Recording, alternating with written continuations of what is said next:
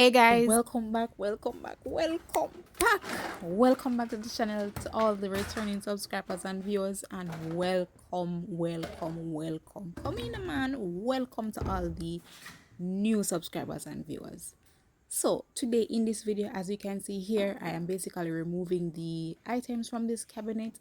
And in the previous video, if you have not seen that as yet, definitely go and check that out, because this is basically a series of a renovation of a 2-bedroom, 1-bathroom. Let me not talk too much about that. Go and go watch the previous video and then come back to this one. All right, so here I am removing the screws and so forth, so as to remove the cabinet from the wall, because this needs a lot of TLC. So we have removed the cabinet now, and this old, I don't even know what to call this old backsplash, yes, this got to go. This is giving me like some 18th century formal 18th century. We're in 2025 right now, and we're going to do this with the due diligence of upgrading it and making it a luxurious 2-bedroom. Oh, go watch the previous video. If you have not yet clicked to watch that video, go ahead and you'll see the before, and you'll definitely see the transformation of this property from what it was. So we want to sand it down to scuff the surface, so as for it to, when it's being painted, the paint can be absorbed.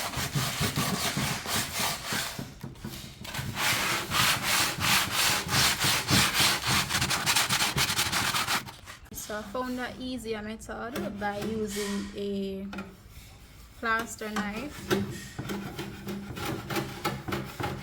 to get off most of that paint.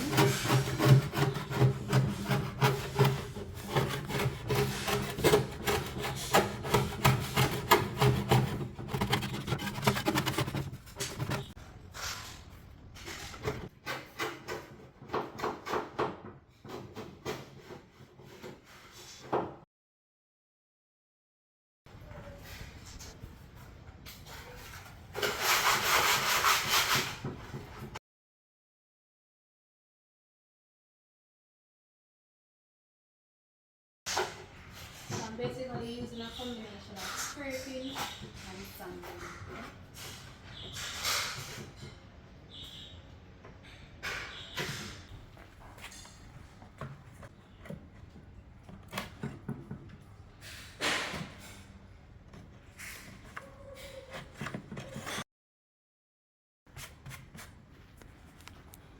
Alright, so for the much flatter surfaces, what I will be doing is I'm going to put just a little bit of thinner, all-purpose thinner right there, and then I'm going to go in and use the 80 grit.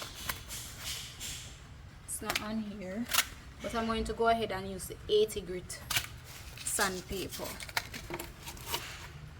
and rub it. See that?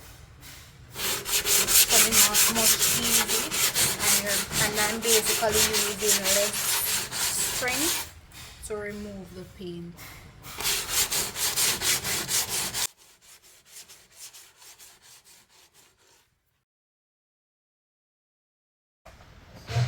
What the thinner does is it basically acts as a solvent, and it softens the old paint.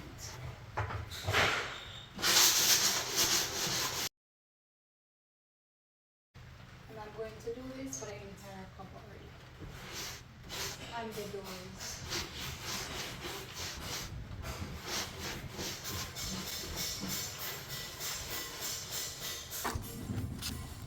So this is what it was looking like before, and then this is what it's looking like now.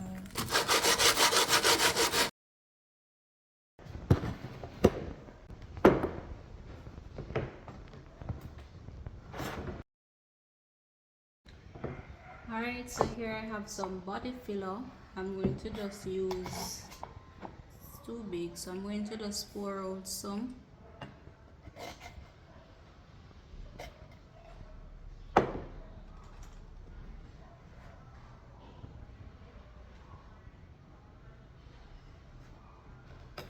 and I have the hardener here.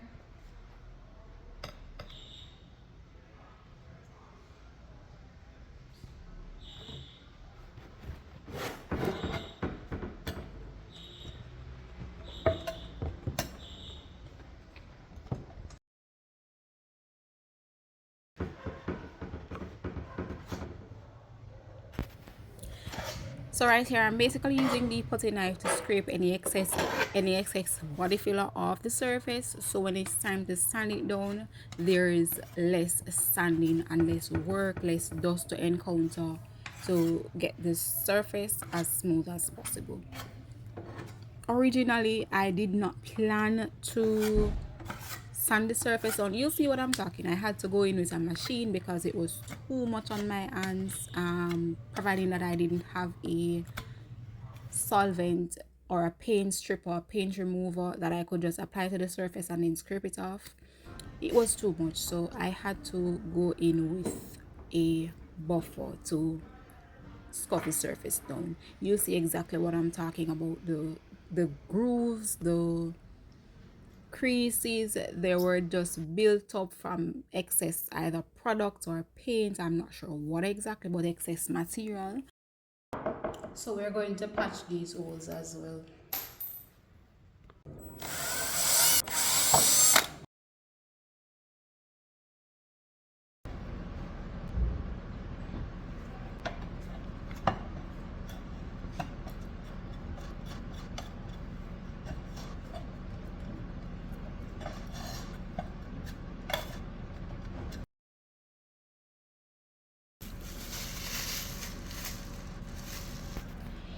Here I am just playing around and using this technique by using my finger, of course, protecting my fingers. Yes, to wipe in some body filler into those grooves so as to have a seamless transition as to where the board is joined or any cracks or so forth.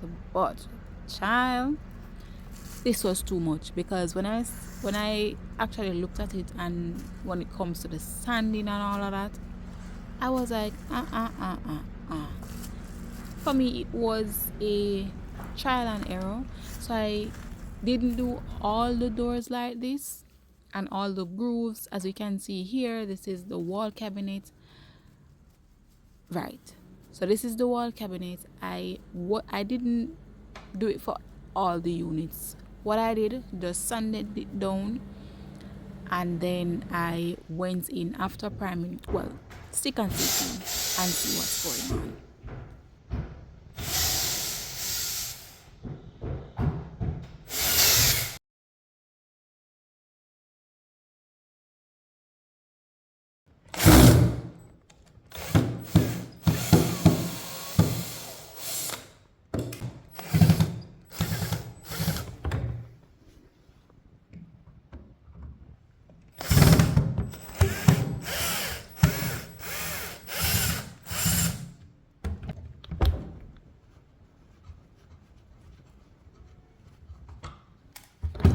So this one has gone bad.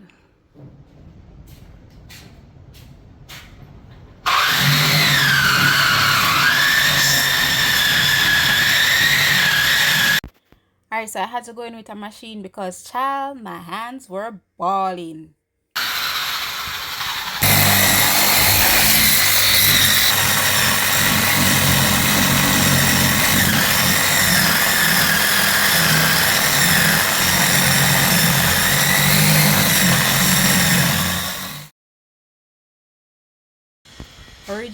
Originally, I had just planned to scuff the surface, but when I'm actually working on the cupboards, the units, I realized that it was more work than to just scuff the surface and repaint. I had to get in. There were flakes of paint. After I've sanded, the paint started flaking up and all of that. So as you would have seen from the previous clip, I had to go in with a machine, a buffer, and use a combination of techniques so as to refine the surface.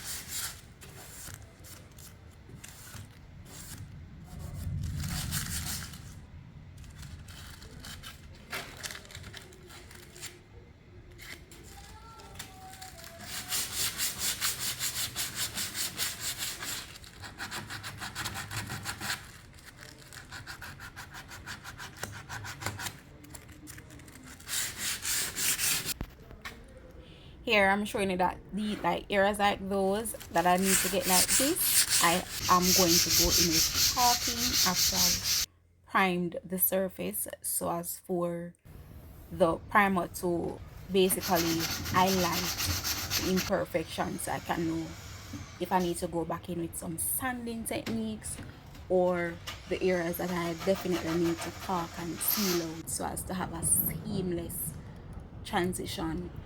Here I am removing the strips that holds a piece of glass in place for some of the wall cabinets. Two doors had the glass strips, so I'm just, as you can see here, just going straight ahead and removing the glass, secure the glass so I can work on these doors.